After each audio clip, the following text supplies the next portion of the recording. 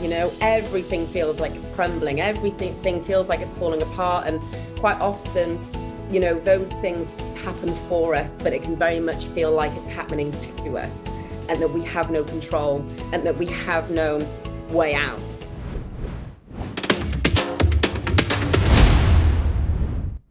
Welcome to Finding Your Spark again. I'm so happy to have here with me Catherine Cornwall, who is going to talk to us today about what the best tools to use in order to get back to yourself, right? In order to get back when you're really going through tough times. And the reason that I am so excited to have Catherine with us today is that tough times are tough times. And a lot of times people feel like, no, my thing is harder than your thing. But the reality of how we walk through life is from our own individual perspective. And so whether that thing that you're walking through is, a difficulty with money or a difficulty with relationships, or as we usually talk about on this podcast, a difficulty with losing a loved one or losing your sense of identity, right? A loss of some sort. No matter what that difficulty is that you're having, the steps to get to a place that's better are really kind of the same, even though you might be starting in different places. So I'm so excited. Thank you, Kath, for coming, and can't wait to hear. Yeah, no, thank you for having me, Donnelyn. Really excited to be here. And yet it's interesting because I'm actually coming off the back of what has been, I would say, 3 weeks of deep healing for me. I really have been going through, quite a tough time myself, the last kind of 3 weeks. And that came off the back of, a breakup. I went through a breakup, ended a 3-year relationship back at the start of April. And then I just got really busy. I got really busy, and I had a lot on my plate and kind of distracted myself a lot, which is something that I'm going to talk about, which is something that we often do in order to numb out the feeling of going through the tough time. And then I had an experience that triggered me. It triggered me, and it completely pushed me off the edge, off that cliff. And I've been spending the last 3 weeks really, really processing all of that. So, it's actually very timely to be on this podcast talking to you about this, this subject, because it's very poignant for me. It's very timely for me. So it always happens in perfect timing, doesn't it? Yeah. It really does, yeah. Yes. Perfect divine timing. But it's levels, and there are layers, to the healing journey. I think we're all on it, and it doesn't really matter, as you say, what the trigger is. It could be loss, it could be grievance, it could be that something has happened to you. It could just be that you're going through a dark night of the soul situation. Everything feels like it's crumbling, everything feels like it's falling apart. And quite often, those things happen for us, but it can very much feel like it's happening to us, and that we have no control, and that we have no way out. Oftentimes we can feel like we're in the void, where we just lack motivation, we lack purpose, we lack direction. And sometimes it can feel like we don't really know why that is. Well, I'm happy, I have the money, I have the family, I have the job, I have everything that I need, I have the career, the business, whatever that looks like. Why am I so unfulfilled? Why? And that's oftentimes because we're in the void, and it's asking us to go inward. It's asking us to reflect. It's asking us to explore why that might be. And, another scenario, I think the scenario that I certainly went through recently is having past trauma come up. And having past trauma come up that hasn't been fully processed from a really, really long time ago, where you think you might have processed it, but it takes for you to have gone through something else in the 3D, something else that allows you to peel away that extra layer of the onion. It's like you've gone down so many layers of healing, and then boom, something happens in your reality that says, yep, now you're ready to do this next level of healing.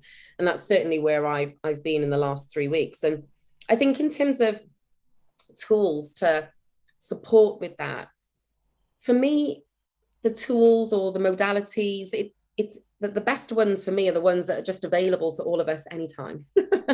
You know, you don't have to go and invest a ton of money. You know, I have actually paid. I've hired a healer recently. I hired a hypnotherapist actually to process, you know, a lot of what, you know, had come up for me during the breakup. I do obviously recommend investing in whether it be a therapist or whether it be a coach or whatever it is that you think you need at that time. You know, I firmly believe in being fully supported on my journey. And oftentimes you can't see the label when you're on the inside of the jar. So, you know, it's worthwhile doing that. But oftentimes, you know, we may not be able to invest, you know, we may not be able to hire somebody. And so there are tools that are available to us at any time that are free, that actually are some of the most powerful modalities that we have available to us, which I'm happy to talk about. I feel certain that our our listeners will really want to hear about free tools. And I agree that, you know, often we think it's out there, and that if I just had the money to pay the person to take it away for me, or to help me to process it, or to get outside my own head, or if I just had a best friend, but that's the problem, or right, all of those things.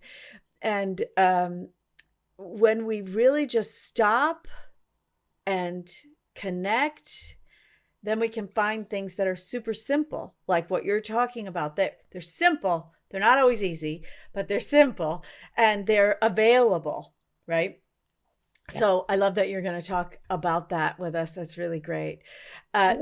Tell me a little bit about, if you want, about the tools that you were able to use, in addition to, of course, obviously, if you have the means to invest in working with other people, it's much easier. It's more fun. You find a way forward in this way that can bring whole new relationships. So there's a lot of benefit in that, but also there is a huge amount of benefit in being able to get quiet. And that's the thing that happened for me, certainly in the past year since my husband passed, is that the more that I get quiet with me, the more that I strengthen that relationship with me, then the easier and more fun it is to be involved with everybody else. And suddenly the world is a lot less irritating than it used to be, right?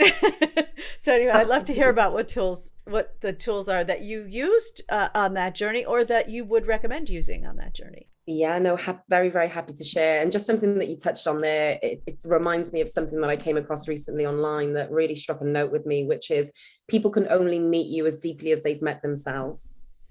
And in order for us to hold space for other people, in order for us to show love to other people, in order for us to be there for other people, we have to go inward. We have to have healed. We have to have met ourselves at a certain level. So I love that you said that. It's absolutely true. I mean, I cannot tell you how many times people come to me and say, I can't meditate, or breathing is silly and I can't count to 3 while I breathe, and, you know, all those things. And in fact, I believe them, right? I don't mean to diminish that struggle that they're going through, but in reality, if you can't get to the point where you're able to decide to have enough control over your body and your mind, one of the people I love to work with always says, master your body, you know? And the thing is that, like, we have a lot more control than we realize in our day-to-day life and in the society in which we live. We say, well, I just have to go to the bathroom. That's just the way it is, you know, and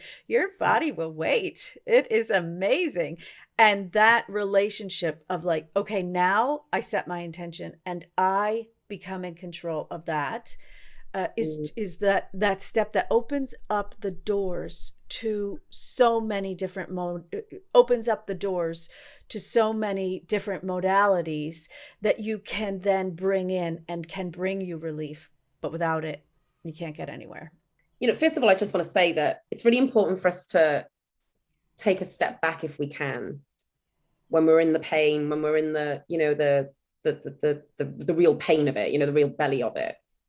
And remember that tough times do not last. They just don't last. And when we're in it, it can feel like it's going to go on forever. And, you know, if you suffer with stress or anxiety and depression, it can really, really feel, you know, that you're not going to get out of the hole. But tough times don't last. And you do start to spiral up at some point. For me, I think modalities really depend on what it is that's happened in your life, right? And not all modalities will work for everybody, but it's good to have as many in your toolbox as you possibly can. And I really love that, the saying, you've got to feel to heal. So the number one thing for me is emotional processing. It is recognizing that your emotions are there for a reason. They are there to tell a story. They are trying to speak to you. It's trying to tell us that it wants to be recognized, that it has a message, that there is something there for us to address. And that is all emotion is. And emotion is simply energy in motion. And quite oftentimes what can happen is that we can end up in a feedback loop, whereby if we have emotion that comes up, if we experience an emotionally traumatic event, and what happens is that quite often what actually happens scientifically is that the conscious mind, which is quite limited, cannot process the emotion, the reality of the traumatic event. So what it does is it kind of trapdoors that memory, as it were, down to the subconscious. Okay. And it gets stored in the subconscious mind, and it stays in the subconscious mind until something else happens in life that triggers us. And then it comes back up again. And it's like, hi, you've not processed me. You've not addressed me. Here I am again, and making you feel terrible all over again. And what we oftentimes do, and it's really, really easy for us to do this now in this day and age, is we numb it out. We suppress, we numb, and we move it forward. So in the UK, we have a phrase that says stiff upper lip. We're not very emotional. We tend to just, stiff upper lip it and just work, start carrying on through life. It's not healthy. It is not healthy. You end up with a generation of traumatized adults that are not, processing their own traumas. Emotion has to be felt to be released. It has to be felt to heal, to be healed. And it can be done as simply as sitting with it. And this is something that you just mentioned. It is sitting with the pain. It is going inward. It is understanding it. It's not labeling it or shaming it or judging yourself for it or anything like that. Quite simply, what you need to do is sit in a quiet space and just feel it, go inward. And you can do that through meditation, or you can do it just by simply feeling it. And then you might get an emotional response. You might cry. You might get angry. You might want to punch a pillow. That's great. Do it. Let it out. Let it out. Let it out. Feel it. Let it out. Feel it. Let it out. And that's all emotional processing is. It's honoring our feelings. It's honoring that they have a purpose. It's honoring that they're there for a reason. And it's being gentle with ourselves through the process. And that's something that anybody can do at any time, but we're very much conditioned to go, no, I'm busy with work. I'm busy with the family. I'm busy with the kids. I haven't got time to feel this. I haven't got time to have a breakdown. I haven't got time to have a meltdown. Therefore, I'm just going to drink alcohol. Maybe I'll take some pills. Maybe I'll just become a workaholic. I'll just work my way through the pain. I'll just distract myself with Netflix, binges, whatever it is. Maybe I'll emotionally eat. I'll just eat my way through it, which many people do. Addictions come off the back of us not being able to process our emotions correctly. We're constantly trying to numb out with addiction. So feel to heal is my first, most easiest to access, cheapest, and most effective, I would say, tool. Nice. Yeah. So I would love to kind of dig a little deeper on this. So a lot of times what happens when people go through, well, honestly, when we are in a place that we didn't used to be in and we didn't volunteer to go there, right, of anything, right, job loss, spouse loss, all of it, what happens is we often have this loop that happens in our brains. So a lot of times what happens is there is this loop that's going on in the mind, and it's attached to the feelings that you're talking about, right? It's attached to guilt and shame and worry, even when those aren't the primary emotions. I know I certainly experienced it when my husband passed. He passed. I was part of his care team in a really significant way. And I knew in my soul and I knew in my mind that, there was nothing else that I could have done, right? I was at peace, but still when you close your eyes and you try to go into that space, still there's a piece of you that goes like, wait a minute, what about that thing? Maybe there was that one moment, 2 years ago, that if I had been different, it wouldn't have come out this way, right? So sometimes there's this loop that happens, and that's, I find, stands in the way of people getting to what is the true emotion that's happening. And I wonder if you could speak to that in that feel to heal sort of paradigm. I think for me, the more focus that we put on this work, the more attention that we put on this work, the more committed we are to going inward and understanding it and making sense of it, but also detaching ourselves from it, in that it doesn't mean anything about us, right? We're not our emotion. Our emotions are not us. We are not our thoughts. Thoughts is just simply something our mind thinks, and it comes from conditioning, and it comes from patterning, and it comes from programming. Okay, it's not us.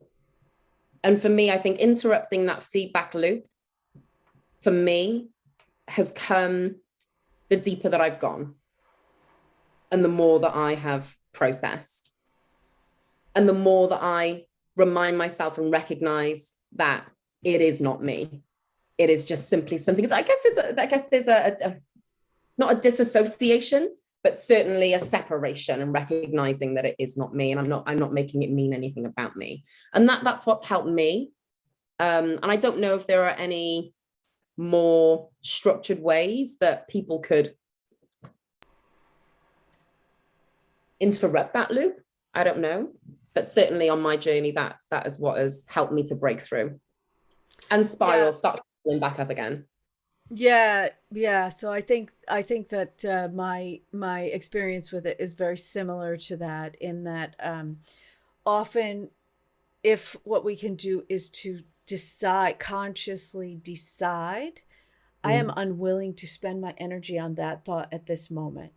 And really, a lot of times when I work with people, to for them to speak to themselves in a way where we say, hey, listen, guilt and shame and worry and strife, I'm going to get to you. I'm not going Yeah, to ignore you. I'm going to get to you. But at this moment, I want to put you aside and find some silence in myself, find some peace, find some connection to something larger than me.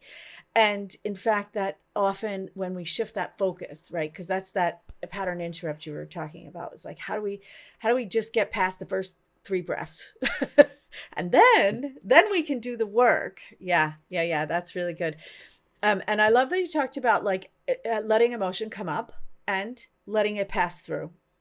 And mm, that idea of passing through is not, I am going to, oh, I feel sadness. Oh, why am I sad? Oh, let me explore the sadness. Let me get into the oh, it's true, I should be sad. I deserve to be sad.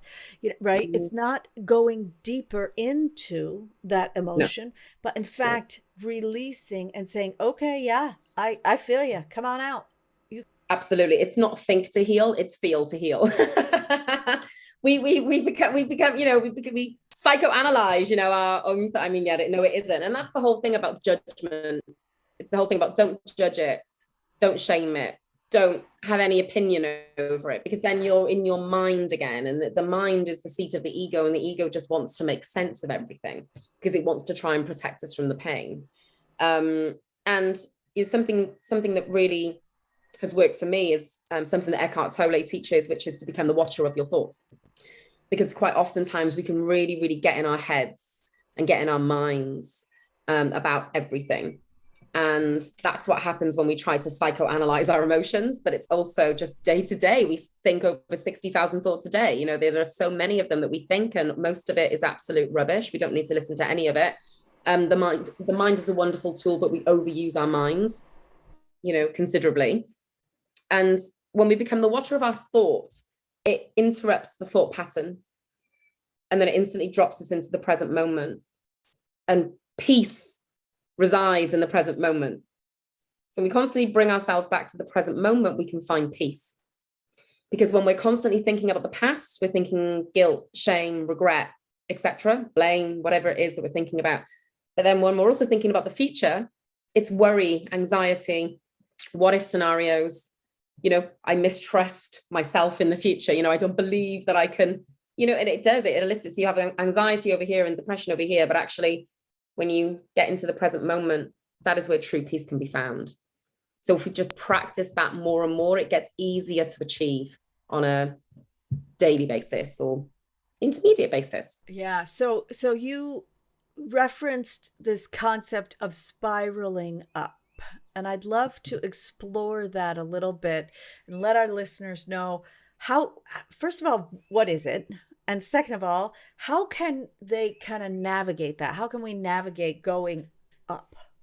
I don't know whether or not any of your listeners know of Abraham Hicks or Esther Hicks, but it's also taught by Dr. David Hawkins on the scale of consciousness. And it's a fascinating body of work, which I absolutely love. And it's really, really helped me on my journey. But effectively, all emotions, whether it be negative here, positive here, all have a level of consciousness or vibrational frequency attached to them.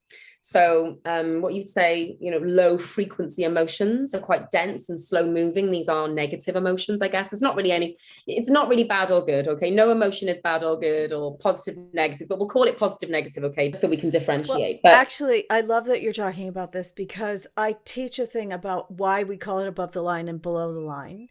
Above and below the line is above the line. Yeah. And I think I've talked about this maybe on other podcasts, but there's a different response that's happening in your body. And that for me is where the line is, right? So the line is a physical thing. It's not like just etheric. I judge sadness to be something I don't want, and I judge passion to be something I do want. But in fact, a physiological thing that when we're in a stress response, then those are emotions that are below the line. And when we're in a growth response, an open, joyous growth space, a space where we can digest food and, do all these things that we do at peace, then we're above the line. So I love that you're talking about that. Yeah, no, absolutely. It's the same concept. And so right down the very, very bottom of the scale, you'll have really low, dense emotions. You'll have shame. I think shame is right at the bottom. You'll have guilt, you'll have blame, you'll have even apathy, is a negative emotion. Being apathetic is, you might think that's neutrality. It's not the same thing. Apathy is I don't care, and that's a negative emotion. If you are in the midst of the pain, if you are really, really feeling traumatized, okay, by whatever it is that you've got going on at the moment, you can feel shame, right? You can feel guilt. You can feel, real anxiety over that stuff. And sometimes it's not always, you can't go shame, joy. They're too far away from each other on the scale. Okay. So think about below the line is spiraling down. Okay. And then above the line is spiraling up. What you want to do is you need to try and choose an emotion or try to feel an emotion that's, not above the line necessarily, but it is not as far down as shame. So you might want to if you go from shame to guilt, okay, that's not great, but you're going up the scale, you're spiraling up. And you might want to go from guilt to blame. Okay, well, you're spiraling up. And these are not in any particular order, by the way, because I don't have a chart in front of me, but bear with me. And you might want to choose anger. Now, you might think that anger is a terrible emotion to have, but actually it's way better than being in shame. way, way better than being in guilt. Choose anger, and then you're spiraling up. You're starting to get up there. And then you might want to choose apathy, Where you want to get to is a place of neutrality, which is on the line. If you can get to a place of neutrality, then you're cooking on gas. You can start to choose more positive thoughts that will lead to more positive emotions from that place of neutrality. But it's really, really difficult to jump from one part of the scale, significant part of the scale, to the other. What you do is you choose consciously better feeling thoughts and emotions and just allow yourself to move up the curve or up the spiral in order to start to feel better by choosing better feeling emotions. And then eventually you'll get back to, bit of joy. Acceptance, I think acceptance is, just above the line. I think that's a really positive place to be in. And you just build on it. You build on it and work on it every day. And you might slip back down. You might spiral back down on a day, but, you can always spiral yourself back up again. We do have a choice. People often feel disempowered and that everything is happening to them. But what I coach and teach is that actually we are always in control. And life can happen for us, but we have to go inward in order to understand all of this about ourselves, recognize it, and then start to use these tools that are available to everybody to start managing ourselves back up the spiral. Yeah, it laughs so hard when you say about anger being better than some of the other emotions in terms of upward movement and forward movement, because just after my husband passed, my house sold. And so there was a lot of sort of dealing with people and things, and the things you don't want to do when you want to grieve. You just want to kind of sit around by yourself. And maybe you're even going to work on yourself, or maybe you're just going to sit around by yourself, right? And I kept saying to myself, I had a little mantra, and I would say it out loud sometimes: anger is better than sadness. Anger is better than sadness.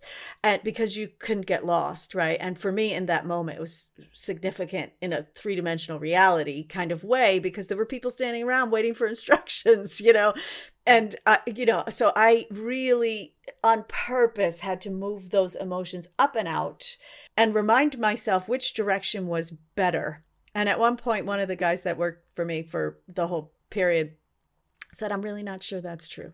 I don't think that's true. And I said, yeah, it's not true for you, but it's true for me. It's not true for the people around me. They're happier when I'm in sadness, but it's way better for me because I'm passing through. Right. And so I can go to the next thing. It's not about what makes other people comfortable. And this is where, again, we can get lost. This is where we don't process our emotions because we're trying to make everybody else around us feel comfortable. It is not about them. We have to prioritize ourselves. And I'm not saying you should go around being angry and hitting people. Of course not. It has to be in a controlled way. No, it's not acceptable for you to take it out on other people all of the time.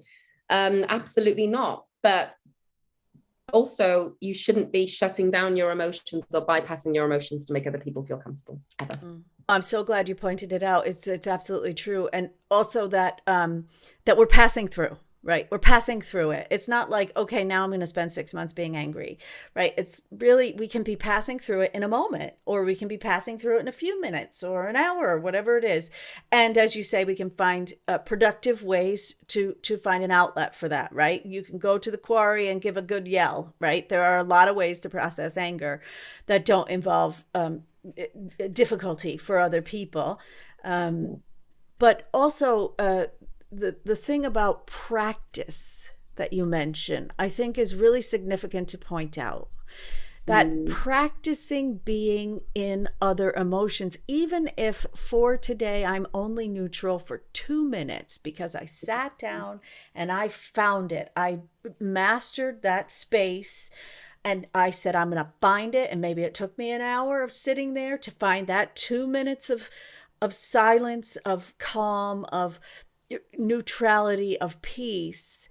There were no angels singing, right? It doesn't have to be like the most spectacular spiritual awakening you ever had, to just find it. And then go back and get it again tomorrow, and go back and get it again in the evening, and go back and get it again in the morning and at lunch, and right. And that will gain momentum, and eventually neutrality becomes interest and becomes a little bit of playfulness. Maybe if you're me, playfulness is pretty far down on that scale because I reach for it all the time. I love it. But you can just keep working your way toward those really good feelings. It is indeed. And I think that gets me on to another thing that I think is really important. It's recognizing when we're in our heads and in our minds, which in this day and age, we're just so conditioned, even just through the education system, we're just so conditioned to identify with the mind, and we're constantly in our heads, and actually the mind is a great tool, but it is the seat of the ego. Quite oftentimes we can think thoughts that are just simply not correct or not true, and it triggers an emotional response in us, and it can trigger a fear-based thought, which is a negative emotion, and it can continue that feedback loop, right, over and over again, because you're thinking the thought, feeling the feeling, and the feeling creates the thought, and the thought creates the feeling, and it keeps looping around like this. And how you interrupt that is you recognize when you're in your mind and you practice reconnecting with your heart space. Many of us are very disconnected from our hearts. We have a mind brain, we have a heart brain, and we have a gut brain. We have 3 brains. We don't have just one brain. We have 3 brains. And the heart is arguably more powerful than the mind, but we are very disconnected from it. So practices to reconnect with our heart space is quite literally putting down the technology, put down the phone, get off social media. The phone, the technology, again, great tool. It gets us in our minds, keeps us in our minds. We have to relinquish it, let it go, get into nature. You mentioned the quarry, go to the quarry, get out in nature, don't take your phone. Okay. Obviously there's meditation as well. Meditation, of course, is fantastic, but not everybody can meditate. If you can't sit down and meditate, what I absolutely love doing is I go on a meditative walk, which is just a very mindful walk. I feel my body as I'm walking. I am present watching the trees. I'm aware of all the sounds around me, and I'm just very, very present on the walk. That is a meditation. It's a meditative state. Obviously, breath work and deep breathing, again, reconnects us with our heart space. And also, you mentioned playfulness, which I love, but just moving your body and dancing. Have a little dance party, at home, put some uplifting music on. That reconnects us with our heart space, and listening to uplifting music, music that feels good, not music that triggers another memory that's going to make us feel terrible. It's uplifting music only, right? But those are practices that really help us to reconnect with our heart space. And that, again, it's a practice because it takes practice. And the first thing to do is to recognize how often you are in your head on an average day. And it's almost all day. Yeah. And I find that even when we're in our day-to-day life, that to literally bring our hand to our chest, just even when you're like standing talking to somebody and you can feel things happening in your body and you're thinking this is going in the wrong direction, then to bring your hand to your chest can just bring your awareness. Great to do in meditation if you can do it, but to take that moment while you're off going to the restroom, away from people, right? To just bring your hand to your chest can really remind you that you have a heart. Right? We forget. Easy to forget. Easy to forget. Yeah, and just by putting your hand on it, it directs your attention to it. And when you direct your attention inward, it brings you back, it grounds you into the present moment. Anything that gets you out of your head grounds you back into your present moment. Because Abraham Hicks talks about the fact that our natural state is, our natural state is abundance. Our natural state is joy. It is joy. It's freedom, not growth, joy, right? Freedom, growth, joy. Freedom, growth, joy. That's our natural state. Think about a cork bobbing on the water, right? A cork bobs. That's our natural state. What we spend all of our time doing is forcing the cork under the water all the time. We're constantly pushing the cork down. We're constantly forcing ourselves, believe it or not, through associating with the mind and thinking thoughts that don't serve us and judging ourselves and, bypassing our emotions, whatever it is that looks like. We're constantly forcing the cork down. Whereas if we just let go, if we just surrender, if we get to a place of neutrality, the cork bobs back up to the surface all on its own. We don't have to do anything. These are so great ways of thinking about this. One of the things that I hear often, and I would love to hear your response to it, is, okay, that's all fine for you because you have a different belief system than I do, but I belong to this religion or this religion or this religion, and we don't think it works that way. And I wonder if you could speak to that a little bit. Yeah. So, I grew up Christian, albeit I didn't study. And, I stopped going to church, at a quite a young age. Though I still go to the church. I went to St. Paul's Cathedral at the weekend. And I prayed. I still do, I still do. I have a deep appreciation, for Christianity, Jesus, and for, many other religions as well. But I do not identify or associate with any one religion. They all have a purpose. They all, that they all serve us in some way as humanity. I think, look, beliefs are yours and beliefs are yours to change.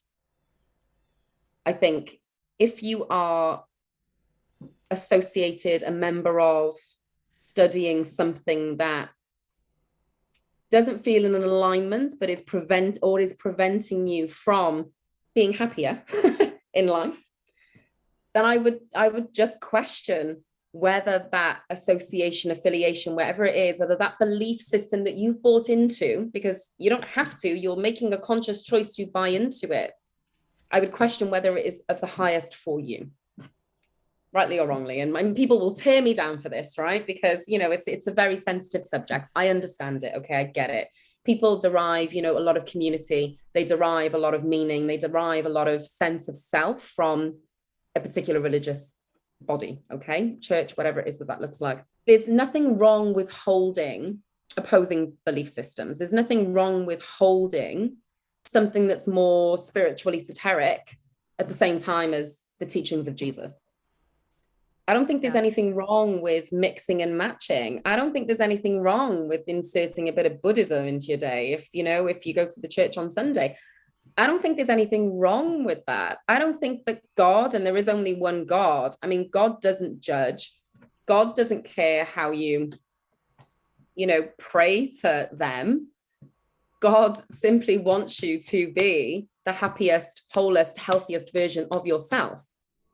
And to not do that, I think, is to be in sin, if I'm perfectly honest.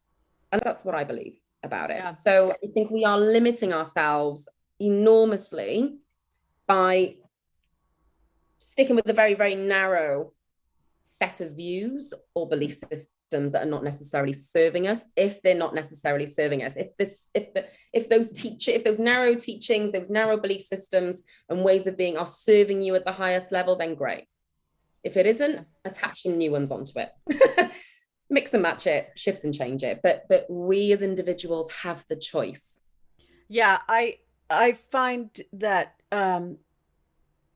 reframing the question of it does this serve me? Does having the belief that my body is the subconscious mind, right, which is not particularly a religious thought, but that it's expressing itself and it's holding these subconscious programs that I put in there, right? Does having that belief, does it serve me? And am I able to utilize those new beliefs, whatever those new beliefs are? Like, I'd like to work with my emotions, regardless of my religious or other spiritual. I mean, many people have a non-religious and multiple belief systems.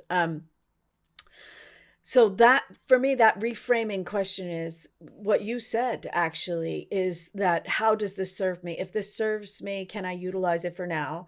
And I will often tell people, I don't care if you believe it. In this moment, it will serve you.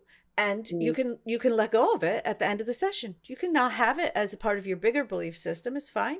But for this, we're going to look at it through this specific lens and work at it through the specific lens. And then when we're done, you're going to be in a different place.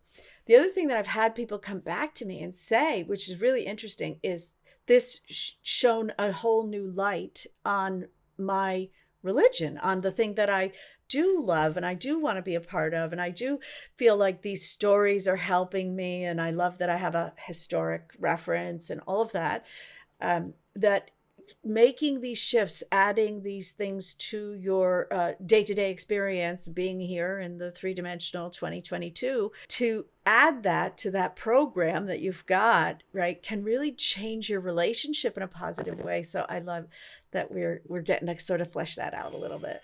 Nice. Yeah, very absolutely. Nice. Very nice. I think things can be integrated and can act as an enhancer to your religious practice. You know? Yeah. That's my belief, of course, but yeah.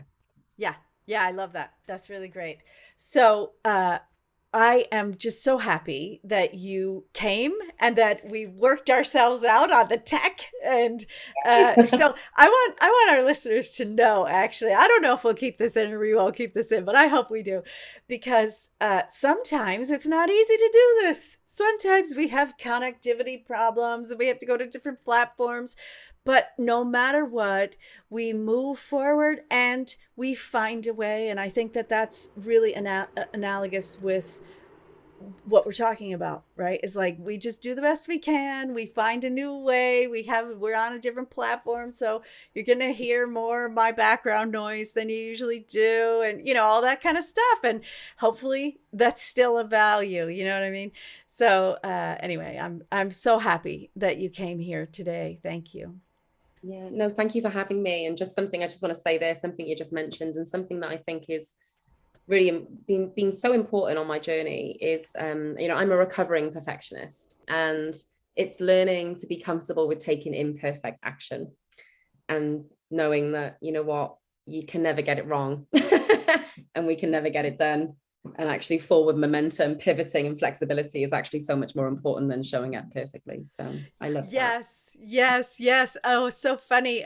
One of my family members the other day was asking me about how do you make the podcast and everything, and I've edited many of these episodes, and now I have a little bit of help, but I've done a lot of them. They say, "How could you possibly edit yourself? I mean, don't you have feelings when you look at yourself?" And I think, no, I just think she was there, she's present, she's like, that's who I was in that moment. And now I'm a new me because I have moved on to the next moment, the next moment, the next moment.